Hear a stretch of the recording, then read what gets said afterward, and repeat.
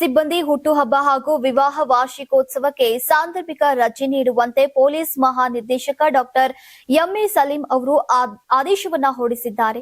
ಈಗ ಕರ್ನಾಟಕ ಪೊಲೀಸ್ ಇಲಾಖೆಯಲ್ಲಿ ಕೆಲಸ ಮಾಡುವ ಸಿಬ್ಬಂದಿ ತಮ್ಮ ಹುಟ್ಟುಹಬ್ಬ ಮತ್ತು ವಿವಾಹ ವಾರ್ಷಿಕೋತ್ಸವದ ದಿನದಂದು ಕುಟುಂಬದವರ ಜೊತೆಗೆ ಕಾಲ ಕಳೆಯೋಕೆ ಅನುಕೂಲವಾಗುವಂತೆ ಆ ದಿನ ಕಡ್ಡಾಯವಾಗಿ ರಜೆ ನೀಡಿ ಇದರಿಂದ ಒತ್ತಡದ ಕೆಲಸ ಹಾಗೂ ವೈಯಕ್ತಿಕ ಜೀವನದ ಸಮತೋಲನಕ್ಕೆ ರಜೆ ಸಹಾಯಕವಾಗಲಿದೆ ಅಂತ ಸೂಚಿಸಿದ್ದಾರೆ.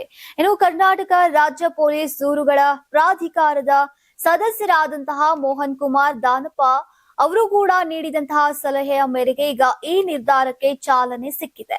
ಪ್ರಮುಖವಾಗಿ ಕೆಳ ಹಂತದ ಸಿಬ್ಬಂದಿಗಳಾದಂತಹ ಪೊಲೀಸ್ ಕಾನ್ಸ್ಟೇಬಲ್, ಹೆಡ್ ಕಾನ್ಸ್ಟೇಬಲ್, ಸಹಾಯಕ ಪೊಲೀಸ್ ಉಪನಿರೀಕ್ಷಕ ಶ್ರೇಣಿಯ ಅಧಿಕಾರಿಗಳಿಗೆ ಈ ರಜೆ ಸೌಲಭ್ಯ ಸಿಗಲಿದೆ.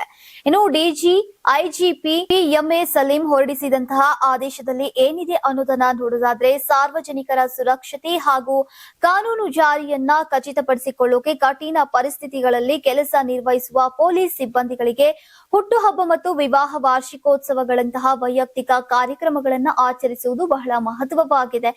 ಈ ವಿಶೇಷ ದಿನಗಳಲ್ಲಿ ರಜೆ ಪಡೆಯೋದ್ರಿಂದ ಅಧಿಕಾರಿಗಳು ಮತ್ತು ಸಿಬ್ಬಂದಿ ಭಾವನಾತ್ಮಕವಾಗಿ ಪುನಶ್ಚೇತನಗೊಳಿಸೋಕೆ ಈಗ ಸಹಾಯವಾಗುತ್ತೆ. ಹೀಗಾಗಿ ತಪ್ಪದೆ ರಜೆ ಮಂಜೂರು ಮಾಡೋಕೆ ಎಲ್ಲಾ ಘಟಕಾಧಿಕಾರಿಗಳಿಗೆ ನಿರ್ದೇಶಿಸಿದೆ ಅಂತ ಆದೇಶದ ಪ್ರತಿಯಲ್ಲಿ ಉಲ್ಲೇಖಿಸಿದ್ದಾರೆ.